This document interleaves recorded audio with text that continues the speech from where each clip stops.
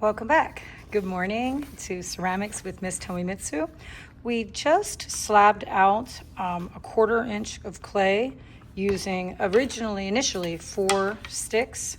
After we did the slab, we added texture with this mat, and we took away 2 sticks, added the texture, and used our rolling pin to receive that 1/4 inch thick slab, or to make that 1/4 inch thick slab. Now, why are we doing this? Because we are going to make a new project, the Mystical Clay Charms project. And this is a little bit of a guide to it, for the steps.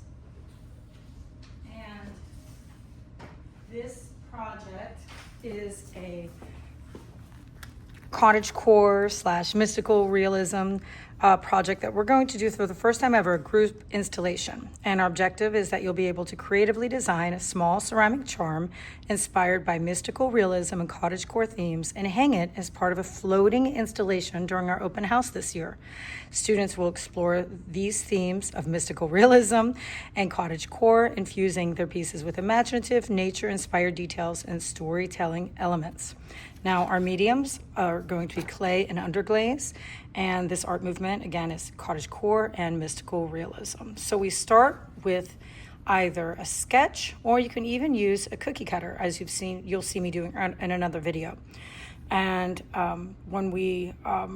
after we sketch, we cut our sketch out and we lay it down. And I have some printed up leaves already, and I'm going to use this. So I have this little leaf, and I'm just going to lay it down as a stencil, or a template stencil. And I'm going to use my needle tool, and I'm just going to cut out that shape. But while I'm here, hey, why don't I do 2?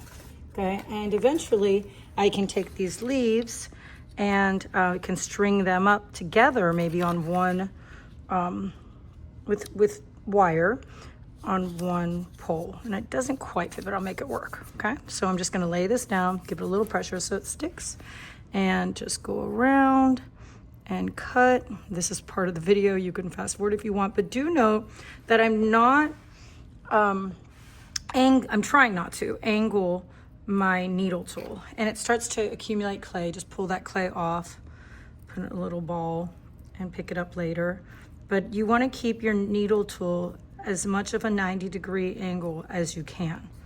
Okay, so I have one done, and again, I'm cleaning off my needle tool as I go, and I'm going to go for the other one. I'm going to make these not as sharp because I have a feeling they'll just be too sharp and cut someone, or myself probably, later on down the line. And I'm not exactly going, I'm going to make that stem a little thicker. And you can do any shape that relates to the theme of cottage core or mystical realism. You could even do an amulet. You can do a skull, any type of animal, an eye, the evil eye if you like, anything celestial, a crescent moon, or a bursting sunrise, or sun, a feather, leaves, just anything that kind of fits the theme. And again, there's a slideshow that accompanies this, and you'll see lots and lots of examples of that. Or just Google cottage core, mushrooms. And again, here's some examples that I printed out, and the step-by-step, and those will be on your desk. But basically, I cut these out. Now, they are not done, not anywhere near done. These edges are very sharp, so you're going to want to take a sponge and water, and I dip it in and I wring it out really, really well so it's not drippy. And I'm just going to lay this leaf to the side for now. And I'm just going to smooth the front and the back. So I started with the back, but let's go to the front because you see it's more fraggly or raggedy there.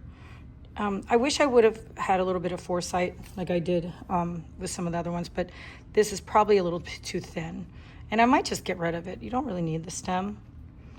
Make your stem a little thicker, especially if you use those templates that I printed out. but I'm just gonna smooth. You want everything you make in this, in life, not just in this class, but neat, clean, and professional. I try to carry myself as a neat, clean professional, and I definitely try to make neat, clean, and professional art. Now I'm not just using my sponge, I'm using my finger. And you know, I can add things to this leaf. I can add a little bumblebee, a little frog if I wanted to. I put little turtles over there. You know, it could be sitting on a leaf. But I'm definitely not done. I'm gonna wait, and I'm gonna probably have to use a heat gun, and I'm gonna blow dry a little bit. But before I do that, I'm gonna lay it on something to give it a little bit of curve or a little bit of movement. So like I did here, I made these seashells earlier, the fish, and the seashell, fish, and a starfish. And I just laid, I already have my holes on them, or in them, and I just laid it on this egg hump mold, as it's labeled here. And I can always do that with the leaf too, and give it a little bit of movement, okay? But before, I could blow dry this, and then eventually I will have to use either a straw, a wire, or a small hole maker, or I can even poke through with my needle tool. And we want 2 holes, not 1, 2 holes, so that you have a little bit more control over the way you hang your project, or the way it hangs, especially for our group installation. I don't want them all to just be, you know, hanging straight down, and I don't want them all to be flat, so they should have a little movement. Have fun with it.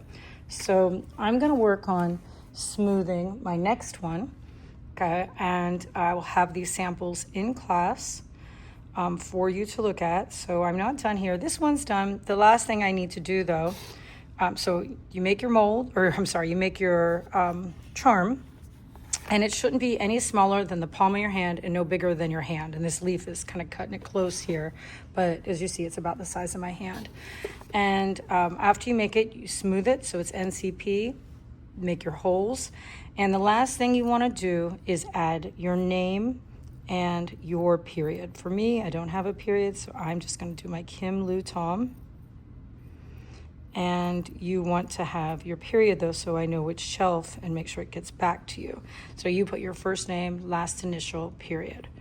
And this will just dry on this egg, and I'll probably, again, I'm just going to turn on the dryer so you know. You just plug it in and turn it on, and you just dry for about a minute or so before you give it to me. You want it to be completely stiff before it goes on the shelf. So just to show you what that looks like. But again, these are ceramic clay charms, and I look forward to seeing your ideas and your final product. And I guess that's it. Don't forget to like, subscribe, and smash that notification button. Thank you. Goodbye.